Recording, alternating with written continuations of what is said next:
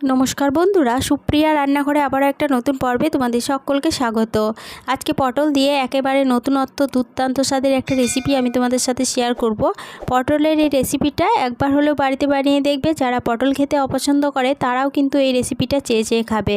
আর এই রেসিপিটা pulao, fried rice, রুটি, পরোটা যে কোনো কিছুর সাথেই খাওয়া যায়। তাহলে চলো বন্ধুরা, দেখে নেওয়া যাক আজকের এই রেসিপি কীভাবে বানানো হয়। পটলের এই রেসিপিটা বানানোর জন্য এখানে 250 গ্রাম পটলের খোসাগুলোকে ঠিক এইভাবে চেঁচে নিয়ে পটলগুলোকে এইভাবে গোল গোল করে কেটে জল দিয়ে ভালোভাবে ধুয়ে নিয়েছি।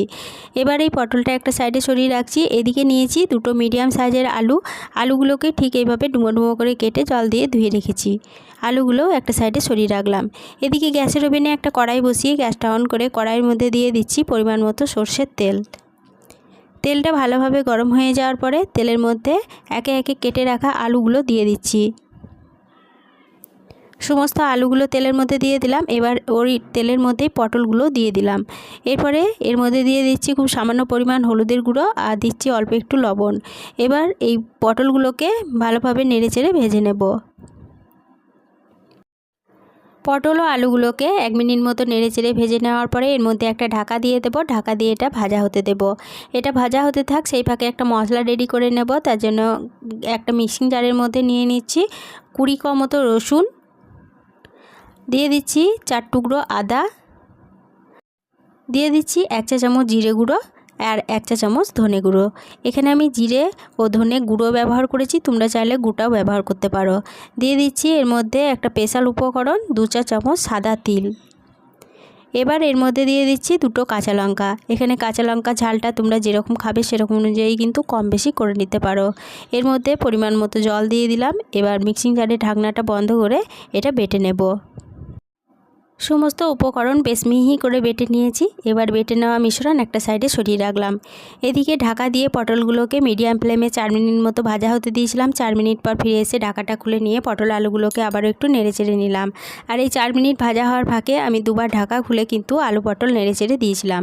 আলু পটলগুলো বেশ ভালোভাবে ভাজা হয়ে গেছে। এবার এগুলো তেল থেকে তুলে নিচ্ছি। সমস্ত আলু পটল কড়াই থেকে নামিয়ে নেওয়ার পরে ওই কড়াইয়ের মধ্যে দিয়ে দিচ্ছি আবারও 3 চা চামচ সরষের তেল। তেলে ফোড়নের জন্য দিয়ে দিচ্ছি 1/2 চা চামচ 5 ফোড়ন আর একটা গোটা শুকনো লঙ্কা। এবার এই ফোড়নগুলো ভালোভাবে ভেজে নেব। ফোড়নগুলো ভালোভাবে ভেজে নেওয়ার পর ফোড়ন থেকে যখন সুন্দর গন্ধ বেরোতে শুরু করেছে তখন এর মধ্যে যে মশলার পেস্টটা বানিয়ে রেখেছিলাম সেটা দিয়ে দিচ্ছি।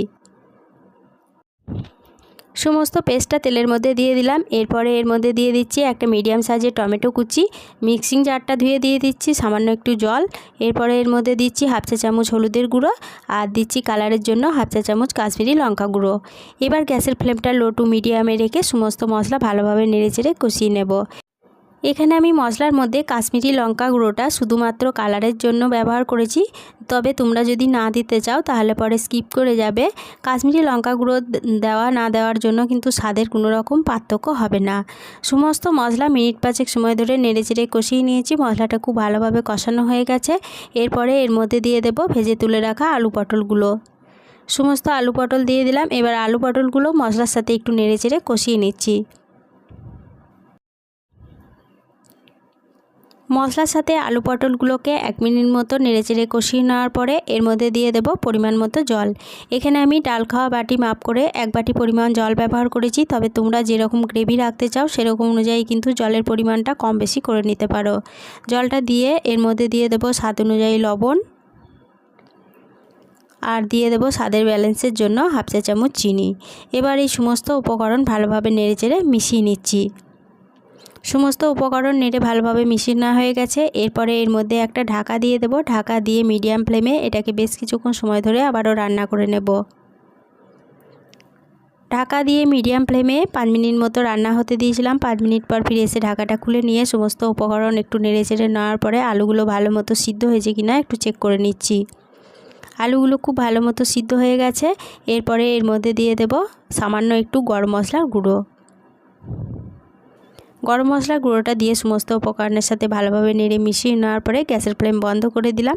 পরিবেশনের জন্য পটল আলু রেসিপিটা আমার একদম রেডি হয়ে গেছে। আজকে রেসিপি ভালো লেগে থাকলে ছোট্ট একটা লাইক দিয়ে এরকম নতুন নতুন রেসিপি পেতে প্লিজ আমার চ্যানেলটা সাবস্ক্রাইব করে আমার পাশে থেকো। সকলের সাথে শেয়ার করে দিতে ভুলো না প্লিজ। আজকে রেসিপি কীরকম লাগলো কমেন্ট করে জানাতে ভুলো না। আজকে এই পর্যন্তই ছিল, ফিরে আসবো আবার নতুন কোনো রেসিপি নিয়ে।